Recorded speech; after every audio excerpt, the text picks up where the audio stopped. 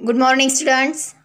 Today we are learning second part of work and energy. Next part is heat energy. The earth receives heat in proper quantities from the sun. That is how an atmospheric temperature favorable to the living world is maintained. Heat is a form of energy. Sunlight contains heat energy. Heat is produced by burning of fuel. Heat energy is used in the kitchen all the time. Heat is measured in the unit calorie. सूर्यामुळे पृथ्वीला योग्य प्रमाणात उष्णता मिळते. म्हणूनच वातावरणाचे तापमान सजीव सृष्टीस अनुकूल असे राखले जाते. इंधनाच्या ज्वलनाने उष्णतेची निर्मिती होते. स्वयंपाकघरात आपण या उष्णता ऊर्जेचा सतत वापर करीत असतो. म्हणून उष्णता हे एक ऊर्जेचे रूप आहे. सूर्यप्रकाशात उष्णता ऊर्जा असते. ती कॅलरी या एककात मोजली जाते. Now we are doing one experiment.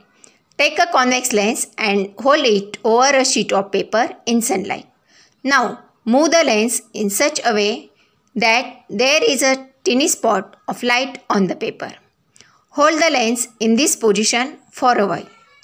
What happens? तर बघा, थोड्या वेळानंतर तो कागद आपल्याला जळताना दिसतो. म्हणजेच काय, सूर्यप्रकाशात हीट एनर्जी असते हे आपल्याला लक्षात येते. Now next point is light energy. We have learned that plants make their own food with the help of sunlight. It means that light energy is transformed into the energy in food. Plants and animals use this food for doing their work. It means that light is a form of energy. सूर्यप्रकाशाच्या सहाय्याने वनस्पती अन्न तयार करतात. म्हणजेच प्रकाश ऊर्जेचे रूपांतरण अन्नातील ऊर्जेत होते.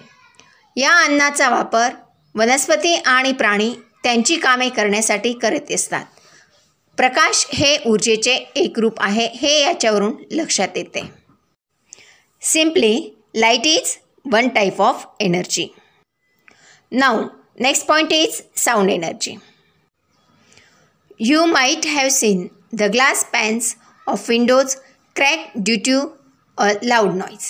Similarly, sound is used to control the movements of some toy cars. This means that some work is done by sound.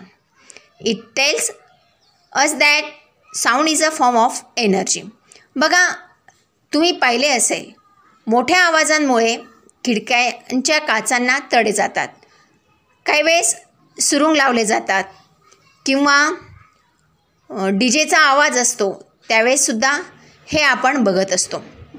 त्याचप्रमाणे खेळण्यातील काही मोटारींची जी हालचाल होत असते तर त्या ठिकाणी साऊंडचा वापर केला जात असतो. म्हणजेच ध्वनीमुळे काही कार्य होत असतात. So sound is a form of energy. Next point is chemical energy, म्हणजेच रासायनिक ऊर्जा. When wood burns we get heat and light. Sometimes we hear a crackling sound as well. बघा, ज्यावेळेस लाकूड जळते त्यावेळेस त्यातून उष्णता आणि प्रकाश मिळत असतो. काही वेळा हे लाकूड जळते त्यातून आवाजही बाहेर पडत असतो. म्हणजे या ठिकाणी sound energy, light energy, heat energy या तिन्ही ऊर्जांचा समावेश होत असतो. या तिन्ही प्रकारच्या ऊर्जा जळणाऱ्या लाकडातून बाहेर पडत असतात. तर हे कशामुळे झाले? तर हे जळणाऱ्या लाकडाच्या रासायनिक क्रियेमुळे झाले. अशीच रासायनिक क्रिया लेड ॲसिड बॅटरीमध्ये सुद्धा होत असते. बॅटरीमध्ये होणाऱ्या रासायनिक क्रियेमुळे विद्युत ऊर्जा निर्माण होते. The energy obtained through chemical action is called chemical energy. Mechanical energy, heat, light, sound, chemical and electrical energy are the various forms of energy. Next point is transformation of energy. म्हणजेच काय, ऊर्जेचे एका स्वरूपातून दुसऱ्या स्वरूपात रूपांतर होणे. Transformation of energy takes place when work is done. कार्य होताना ऊर्जेचे रूपांतर होत असते. In the course of water cycle, water evaporates due to the heat of the sun. This water vapour forms cloud that give rain. बघा, जलचक्राच्या प्रक्रियेमध्ये सूर्याच्या उष्णतेमुळे समुद्राच्या पाण्याची वाफ होते. वाफेचे ढग होतात, त्यांच्यापासून पाऊस पडतो. Rain water flows into rivers and is stored in reservoirs on dams. These are at a height and therefore their water has potential energy, which is transformed into kinetic energy as the water falls downwards. बघा, पाऊस पडतो हे आपल्या लक्षात आलं, पण हे पावसाचे पाणी नद्यांमधून वाहून धरणांमध्ये साठते. धरणाचे पाणी उंचावर असल्यामुळे त्यात स्थितीज ऊर्जा असते.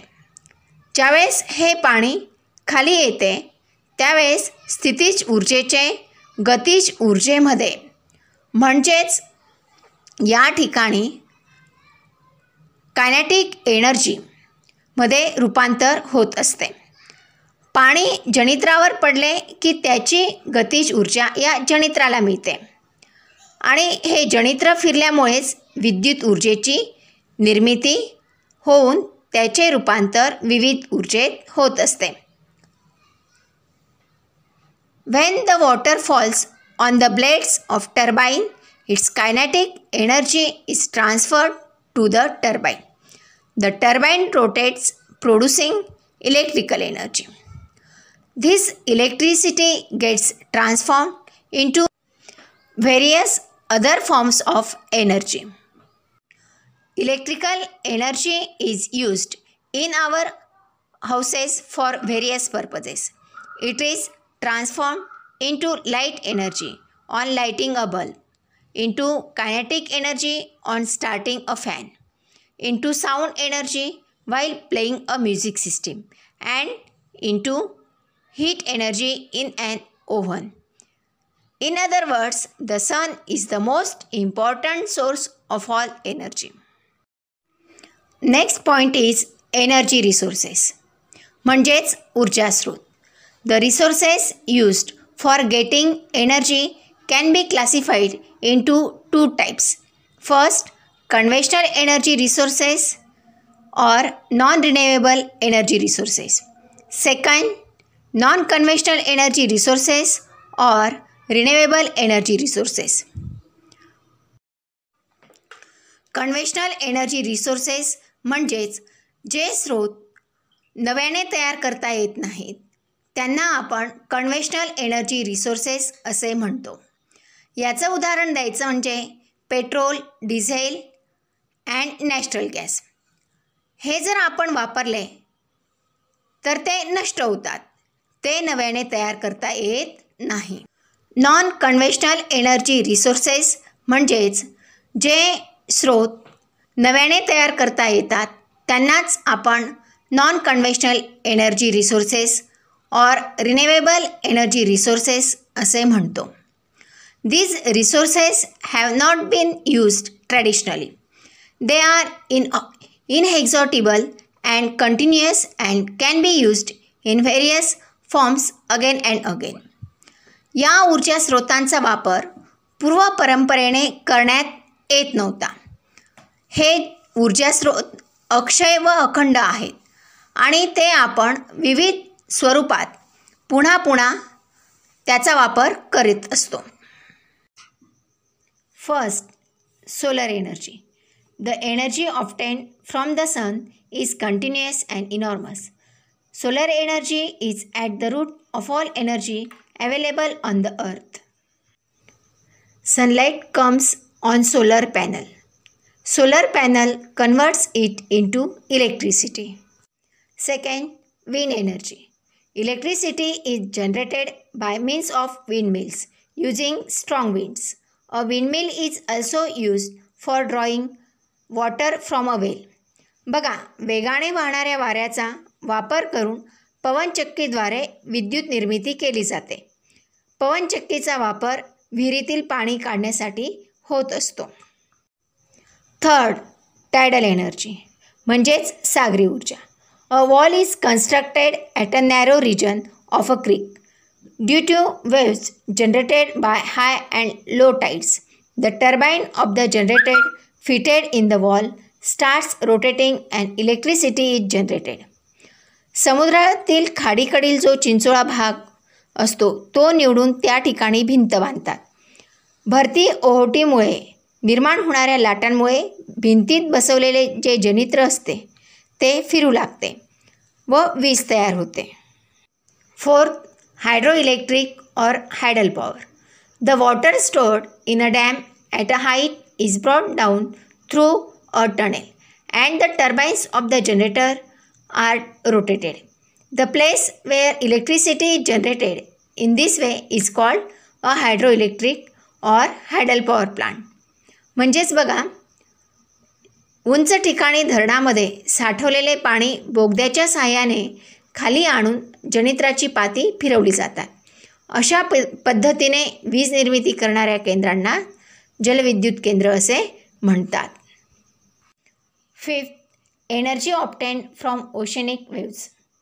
While sea waves move forward in a certain direction, the water moves up and down regularly at a position. This too can be use to generate electricity. बघा, समुद्रातील लहरींपासून मिळणारी ऊर्जा. या ठिकाणी समुद्रातील लाटा पुढे पुढे जाताना एखाद्या ठिकाणी पाणी नियमितपणे वर खाली होत असते. या गोष्टीचा उपयोग करून विद्युत निर्मिती करता येते. Sixth, atomic energy. The serious crisis of electricity shortage can be eased by generating electricity by means of atomic energy. म्हणजेच अणुऊर्जा. युरेनियम, थोरियम यासारख्या जड मूलद्रव्यातील अणूंच्या विघटनातून निघणाऱ्या उष्णतेचा वापर करून वीज निर्मिती केली जाते. In this way we have completed this chapter.